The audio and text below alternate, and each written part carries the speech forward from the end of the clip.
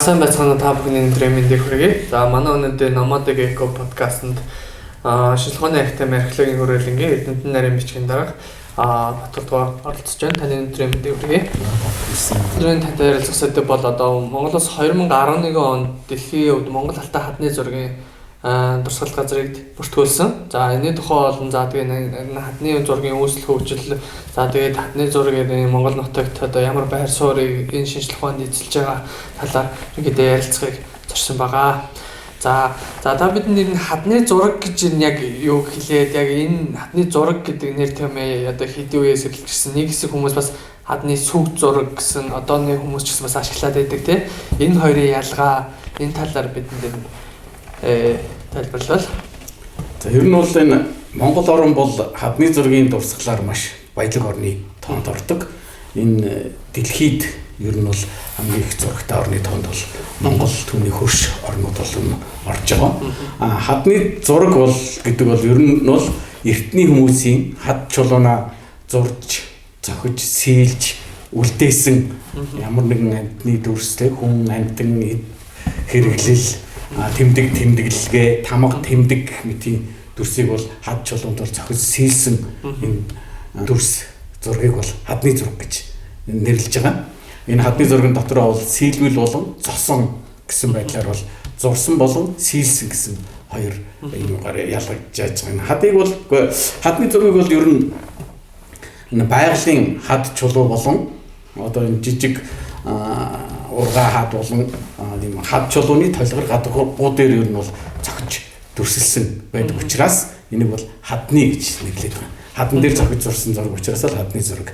Энэ хад яг түрүүн асуусан юмд бол хадны сүг зураг, хадны зураг гэж ер нь ярьж байгаа шүү дээ. Энэ эртнээсээ анх энэ хадн дээр зурсан зураг дүрс байна гэдэг одоо энэ 1900 оны ихээр бол ер нь хадны зургийн энэ Монгол орны нутаг дэвсгэр дээр бол хадны зураг ингээ хаданд зурагдсан зураг дүрс байна гэдгийг бол гадаадын аялагч жуулчд болон тэмдэглэж эхэлсэн. Түүнээс хойш 1920-ад оног үед судалгачгийн хүрээлэн байгуулагдсанаар бол энэ дээр бол түүх соёлын дурсгалыг одоо эрд сурвалжлах үүднээс бол энэ хадны зураг, хөшөө дурсгал, улш хэрэгсүүргээл бүртгэж эхэлсэн. Гэхдээ бол манай анхны юуны судлаачид бол бүртгэж эхлэх хадны сүг зураг гэсэн нэрийг ашиглаж орж ирсэн байдаг. Энэ хадны сүг зураг гэдэг үг нь бол өөрөө бол амьтны үлдээсэн уул мөр юу гэсэн утгатай нэг төвд гаралтай үг. Сүүлийн үеийн 40, 50, 60-аад оноос эхлээд бол судлаачид энэ сүг гэдэг үгийг бол орхиод ер нь хадн дээр зурд сэлсэн зураг гэдэг юугаараа явж байвал зүгээр юм байна гэдгээр үүднээс манай актемч цементэрч байгаа, дорж байгаа бид нар бол хвчлэн хадны зураг гэдэг үг оруулж ирж гэж нэршиж зарсан байна. Та ингээд одоо Монгол нутагт хадны зураг нэрийг одоо сэлмэл болон зосон ингээд хоёр ялгаатай байдгаа гэлээ тий. Ер нь энэ хадны зураг ерөнхийдөө одоо хэдийн үеэс одоо Монгол нутагт ингэж одоо амьдарч байсан хүмүүс энийг одоо хадн дээр зурж одоо сийлж за тэгээ энэ он цагийн ялгаануудаараа яаж ялгалдаг талаараа. Ер нь хадны зураг бол хамгийн эртний хүмүүсийн одоо урлаг соёлын их үүсвэр гэж үзэж байгаа. Хүн дүрст юунаас авахулаад одоо хөрсөн ер нь хүмүүс бол гартаа хөдөлмөрийн багаж зэвсгээ барьж ашиглаж хөдөлмөрийн багаж зэвсгээ үйлдвэрлэж тий эхэлснээс хойш түүнийгээ дагаад хүний эртний хүмүүсийн оюун санаа хөгжихийн хэрээр тухайн үедээ одоо ийм зурх бичих ийм гартаа одоо зэвсэг багаж үйлдвэрлээд эхлэхээр зурх бичих явард дүү одоо хөгжил явагдаж эхлэнгууд одоо хаданд зураг дүрс сэлж ихсэн болтой байгаа. Энэ нь бол бүр чулуун засгийн үеэс бол үүсэлтэй. Энэ бол эртний хүмүүсийн баг анхны одоо урлаг соёлын илэрхийлэл юу гэдэг үднээс явж байгаа. Энэ хадны зурагчин бол өөрөө бичиг үсэг үүсгэхээс өмнөх эртний хүмүүсийн тухайн үеийн хүмүүсийн юу бодож сэтгэж ийсэн те ямар мал аж ахуй ч юм уу те ямар үйлдвэрлэл эрхэлж ийсэн ямар багаж зэвсгээр юугаа ан агнураа ч юм уу те аж ахуйгаа яаж явуулж ийсэн тэр тухайн хүмүүсийн шүтлэг бишрэл зан үйлдвэр нь юу байсан гэдгийг бол хад чулуунд илэрхийлж үлдээсэн тийм илэрхийлэл зураг дүрслэл байгаа юм. Тэгэхээр энэ Монгол орны хувьд бол энэ бүр хуучин чулуун зэвсгийн үеэс ихтэлтэй хадны зураг бол хамгийн эртний зураг гэвэл одоогоор бол хойд цэнхрийн агуун зогсон зураг гэж ярьж байна. Баяуулгийн аймгийн Цагаанслаа бага оогрын хаднадах одоо сийлбэл зургууд гэж ярьж байгаа шүү дээ. Тэр зургуудын одоо Арслан заан гэдэг эртний Монгол оронд амьдарч байгаад одоо устж өгөө болсон Чулуун цэцгийн үед амьдарч исэн амьтдын дүрслэл бүхий зургуудыг бол маш эртний зураг гэж үзэж байгаа. Энэ бол одоогоос бол ер нь 20-оос 13 мянган жилийн тэртээд амьдарч исэн хүмүүс бол зураг дүрс зурж ирснээр бол хамгийн эртнийх гэж тоодогдож байгаа. Түүнээс наашаага хуучин Чулуун цэцгийн үе, шинэ Чулуун зэвсэг, хүрлийн ихэн үе, хүрлийн дунд үе, хөгжингөө хүрэл, төмрийн төрөө үе, хүннүү гэдэг ингээд бол хадны зураг бол үргэлжлээд энэ уламжлалтай зурагдаж одоо дундад 100-ны үеийг хүртэлх одоо ч гэсэн ер нь бол хадан дээр зураг дүрс хэлээл явж байгаа юмудад байж байна.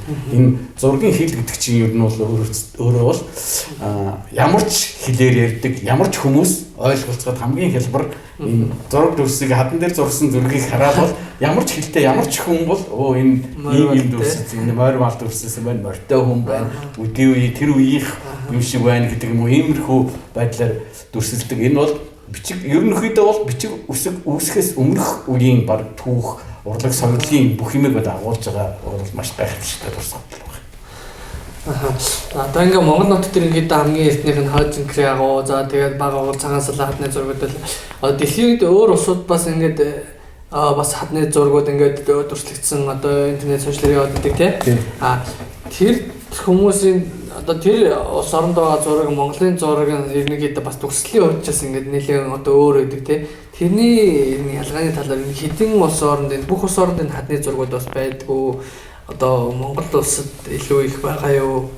Ер нь хадны зураг гэдэг чинь өөрөө дэлхийн даяар өргөн тархсан юм соёлын үзэгдэл байна. Яг тухайн үед эртний хүмүүс одоо байгалчнаас хамааралтай амьдарч ирсэн үеийн хүмүүсээс эхлээд үүсэлтэй хадны зураг өөрөө үсээд бол дэлхийд даяар бол тухайн үеийн одоогоос нэг 13, 14, 15 мянга те 20 мянган жилийн тэртээд яг дэлхийн мөсдлөгийн дараах үеэс эхлээд хүмүүсийн амьдралд бол цааш нь өөрчлөлт гарч дэлхийн нийтээрээ дулаараа те гарч ирсэн үеэс эхлээд бол хаданд бол зурагдаж эхэлсэн байна. Тэгэхээр яг тухайн үеийн эртний одоо 13 14 мянган жилийн тэртээ Чулуун цэцгийн үеийн тэр хүмүүсийн дэлхийн нийтээр бол нэг тийм шашин шүтлэг зан үйлийн хувьд бол нэг ижил төвшөнд байсан байгаа байхгүй.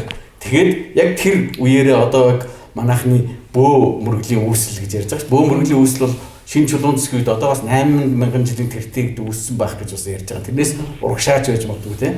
Тэгэхээр яг тухайн үедээ одоо мөслөг дуусаад яаж исэн цаг агаар цагуурын тэр нөхцөлд бол дэлхийн нийтээр бол ижил төвшний сэтгэхүй хүмүүсийн сэтгэхүй ижил төвшөнд байсан байх гэж үзэж болохоор байхгүй. Тэгэхээр дэлхийн нийтээр бол яг тухайн үед хадны зураг маш их зурагдж ирсэн баг.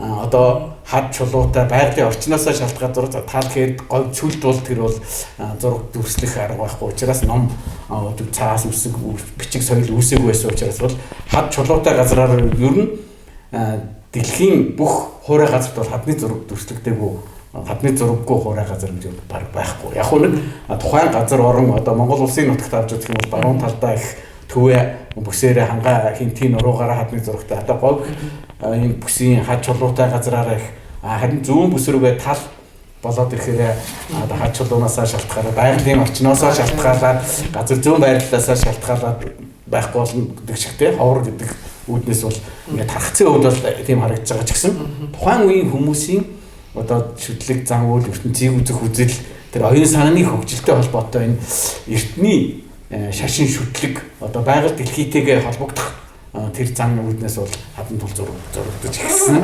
Дэлхийн нийтээр бол энэ тийм соёлын тийм үзэгдэл гэж үзэж болох байна. Яг одоо гос 10,000 жилийн тэртээс мөслөгийн дараах үеэс одоо суурин газрууд дулаан уур амьсгалтай газруудаар газар тариалан эрхлээд хүмүүс суурин сууж эхлэв шүү дээ тийм үү. Суурин амьдралтай болоод ирэнгууд бас нэг байгалаас хамаарах үзэгдэл нь бас багасаад эхэлнэ. Газар тариалан эрхлээд суурин амьдралтай болоод эхэлнэ. Нүүдлийн мал аж ахуйтай хүмүүс нь одоо мал гашуулаад ингээд амьдраад эхэлнэ тийм. Яг энэ үеэс бол суурин соёл иргэншил, нүүдлийн соёл иргэншлийн ялгаа гарч эхэлсэн байна. яг ингэнгууд нөгөө шашны яг тухайн үеийн нийтлэг байсан сэтгэлгээ өөрчлөгдөөд суурин газрынх нь нэг тусдаа өөр одоо газар шороогоо шүтдэг юм болоод нүүдэлчт нь болохоор байгаль их тэнгэр газар дэлхийгээ шүдээ цаг агаараа шүтээд ингээд явгууд тэдний нөгөө хоорондын сэтгэл оюуны хөгжлийн ялгаа гарч ирээ суурин амьдрал нүүдлийн амьдрал гэж гарч ирээд эхлэнгууд 3000 жил хүртэлх нэмэрхүү хөгжил явуулж байгаа шүү дээ тэр чинь. Тэгээ хөгжлийн ихэнх үе рүү ороод ирэнгууд тэр чинь нэг шашин хүмүүсийн үзэл юунаас ороод суурин газрынх нь нэг хад чулуу байхаа ч гэсэн хаднаа зураг дүрс хийх нь одоо багасгах ч гэдэг юм уу. Нүүдлийн соёл эрхэлтэй газруудынх нь тэр уламжлалаа аваад яваад гэдэг юм. Энэ маягаар бол ялгаа гарч хөгжил ингэж өөр болж ирсэн байна. Тэрнээс өмнө бол нийтлэг дэлхийн нийтэд бол хадны зураг зурдаг тэр үеийн хүмүүсийн өөрсдийнх нь шашинчлэгтэй холбоотойгоор тийм нийтлэг тийм хүний хөгжлийн ихэнх үеийн тийм соёлын нийтлэг үзэгдэл гэж хадны зураг гэж ойлгож байна. Тэгэхээр Монгол орн бол одоо нүүдэлчтэн ахуйгаа одоо хүртэл авч явж байгаа улс орн учраас ер нь манайд бол дундад зууны үеийг хүртэлх одоо сүүлийн үеийг хүртэлх хаданд бол 20-30-аад оны үеийн нэг ламдрын үйл ажиллагааг харуулсан хадны зураг одоо байдаг шүү дээ. Тэрийг утгаараа Монгол орн бол ер нь хадны зургаар маш баялаг орн. Энэ чүүднээс бол энэ бол Монгол орн Алтайн хадны зураг бол ер нь дэлхийн нийтэд хосгүй том юм гэдэг үгнээс хэлжсэн нь дэлхийн өвд бүртгэгдсэн юм газар. Та ингээд Алтан хадны зураг ингээд тосгүй гэдэг юм дээ. Одоо ингээд Монгол та сая ингээд 3 бүс ингэтэй баруун тал, төвийн бүс, ингээд говийн бүс гэдэг энэ гурвын одоо хадны зургийн бас ингээд онцлог нь бас өөр ингэсэн онцлогийг агуулсан байна уу? Эсвэл яг нийтлэг юм дүрсэлтэй байдгүй. Тэр нь бас энэ бүс нутагт бас нэг нь ууланд амьдраад, нэг нь говьд амьдраад ингээд бас та сая ингээд өөр байдгаа сэтгэхгүй оюуны юу гэж байна. Энэ нас энэ хадны зураг дээрээс бас Монгол нутагт энэ харагддаггүй. Энэ газрын онцлог тухайн бүс нутгаасаа шалтгаалаад бас хадны зургийн дүрслэл хэм маяг зохиомжуулах хоорондоо бас ялгаатай байгаа. Одоо тухайлах юм бол эрт үед бол ер нь янгир ямаа юу гэдэг гашуулт гэршүүлж исэн амьтад бол ер нь Монгол улсын нутагт бол их байсан гэж үздэг юм уу? Ерөнхийдөө тухайн үеийн хүмүүсийн идэж хоолоо олж иж байгаа их үүсвэрэн байсан гэдэг үүднээс бол хадны зураг бол маш их янгир ямаа янгир одоо жижиг амьтдын төрөс дурдсан байдаг тийм. Үүнээс бол хаана их амьдарч исэн, яаж исэн бэ гэдэг нь бол ялгааг нь гаргаж болно. Говь болон хангайн бүс нутгийн ялгаа одоо уулын бүс нутаг ба шүү дээ тийм. Эдний ялгаа бол ерөнхийдөө нэг айхтар тийм хадны зурагт бол нэг ялгараад байх юм бол байхгүй. Гэхдээ тухайн үеийн эрхэлж байгаа аж ахуйтайгаа холбоотой бол нэг цөөн одоо тухайн үеийнхээ он цагаас шалтгаалсан ялгаанууд бол гарч ирж байгаа. Одоо говийн бүс нутгийг тухайн үед хүмүүс эзэмсэжсэн үеийнх нь зураг байх жишээтэй тийм. Сүүл рүүгээ одоо хөрлийн төмрийн төрөө үе болоод ирэхээр хөгжлөө дагаад бол тийм ялгаанууд бол гарч ирж байгаа. Мөн тэр хад чулуу сэлж байгаа зураг дүрс сэлж байгаа байгалийн орчноо дагаад тэгээд мөн тухайн тэр зургийг сэлж үлдээд байгаа хүмүүсийн зан үйл сүслэг бишрэлтэй холбоотой юм ялгаанууд байж гарч байна. Жишээ нь одоо говийн бүсээр ихэд бол хүний нүүрний баг бүхий зураг давмгаалж явах жишээтэй тийм. Хангай нуруу руу ороод ирэхээр эртний одоо нэг хэмцгийн соёлын төмрийн төрөө үеийн зориг одоо тэр базирик сагил чандарны булштай холбоотой тэр ухаан үеийн хүмүүсийн цаг үетэйгээ холбоотой зургууд зурагдсан байх жишээтэй. Зүүн тал руугаа бол уяа урд зүг рүү ороод ирэхээр нэг дундад эртний дундад зууны үеийн зураг мураг бас одоо энэ их тэнгэрийн аманд зурагдж байсан одоо энэ болон говийн бүсээр зурагдж байгаа гэдэг дундад зууны үеийн зураг мэтэр янз янзын ялгаа юмуд бол гарч ирж байгаа. Энэ тэр хадан дээр зурсан зургийн нүүн хэв маяг тий арга барилаасаа шалтгаалаад тухайн зургийнхаа он цагийг тогтоогоод энэ үед ийм газруудад хүмүүс амьдарч исэн юм байна гэсэн байдлаар бол ялгаа гаргаад явах боломжтой. Говийн бүсээр бол их хвчлэн тийм шүтлэг бишрэл зан үйлтэй холбоотой зураг бол маш их зурагдсан байдаг. Тэгэхээр тэрний илүү хүчтэй байсан гэсэн үг. Одоо бас бид манай Монгол улсын нутгаас Алтан нурууны хадны цогцлбор зураг гэдэг Баяуулгын аймгийн нутагт одоо 3 газар байгаа шүү дээ. Тэрийг бол дэлхийн өвд бүртгэлсэн. Түүний дараа бид говийн бүсийн хадны зураг гэдэг дэлхийн өвд бүртгүүлэхээр урьдчилан цагсаалтанд оруулаад бүртгүүлээд одоо судалгааны бэлтгэл ажлаа хийгээ явж байгаа.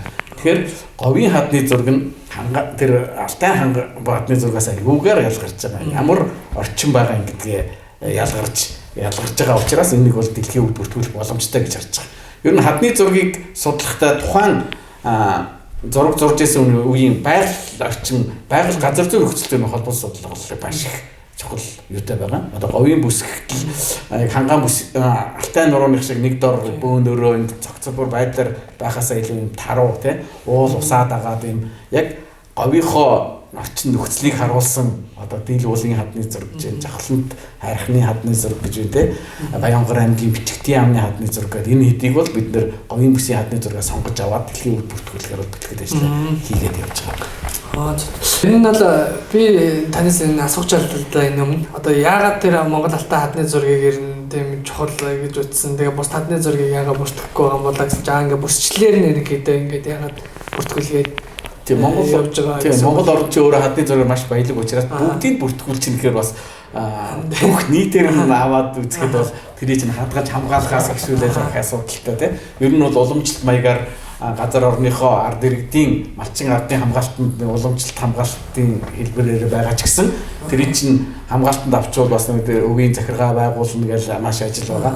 Ер нь дэлхийн өвд бол энэ Монгол алтай хадны зургийн цогцлбор гэдэг нэрийн дор Баян-Улгийн аймгийн Цэнгэл сумын Арал толгой, Шивээ тайрхан, Улаан ус сумын Цагаанслаа бага огрын энэ гурван газрыг бол нийлүүлж энэ кластер байдлаар нь авч дэлхийн өвд бүртгүүлсэн.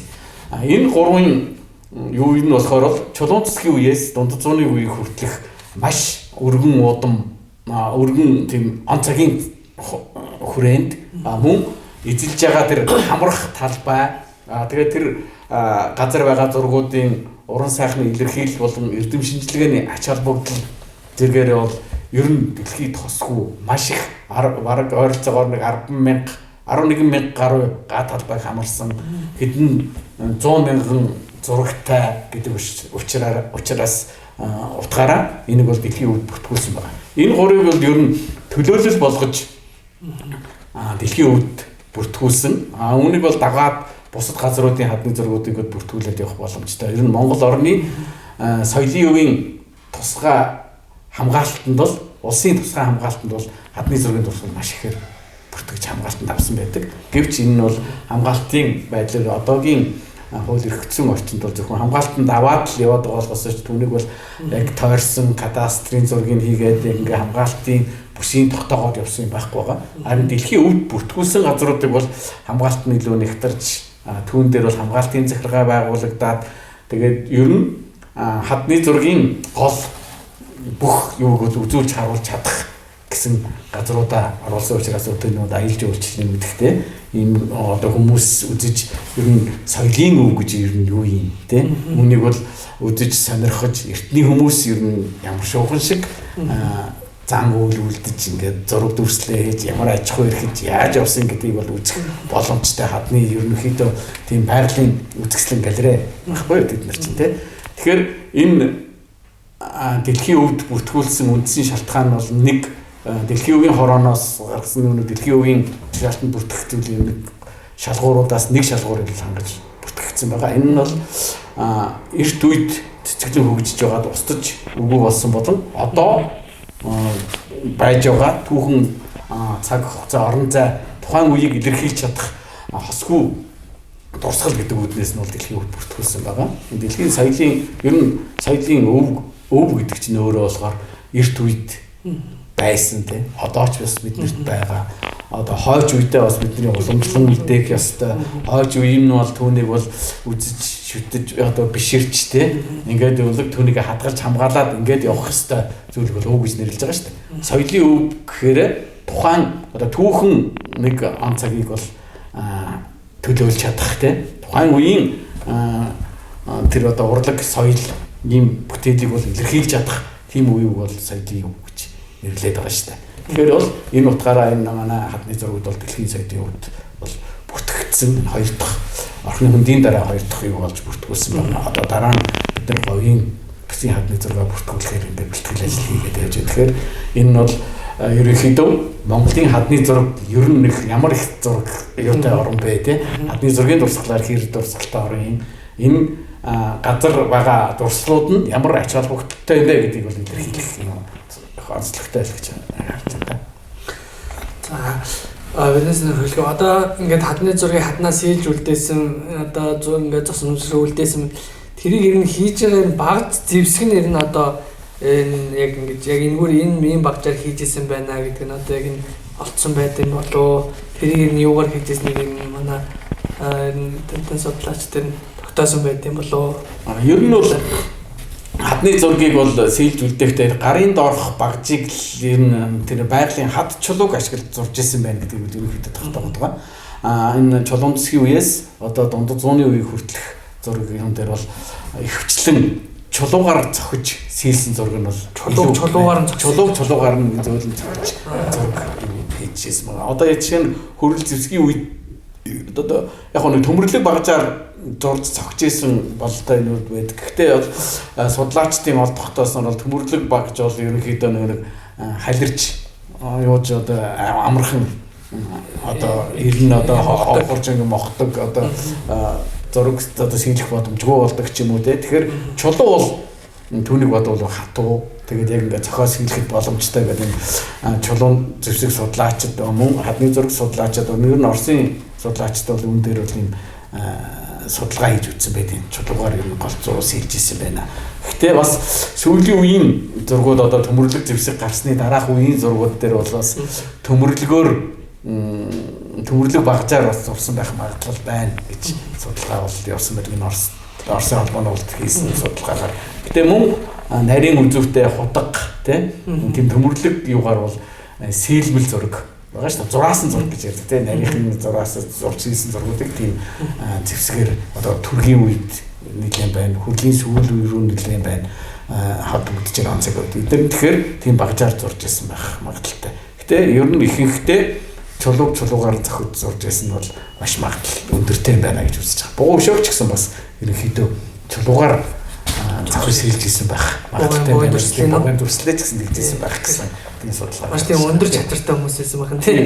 Гэтэ яг хуу зарим нэг дурсгалт газраас бол хаднаас чулууг ховхолж цогж аваад илтгэл сэтлээ засаж багаж хийж исэн. Тэгээ тэрэгээрээ бас хадандаа зураг зурж исэн байх гэмээр бол үлдцүүд бол олддог. Яг нэг тэр одоо жишээлх юм бол Говьалтай аймгийн Шахартлогоо байна, Морин толгой байна. Ийм газруудаас бол яг хадны зураг зурж исэн, хадны зураг дүрслэлтэй хаднуудын ойролцоо хаднуудаас бол чулуу эмтэлж авч засаж хийж исэн тийм юмуд бол олдсон байдаг.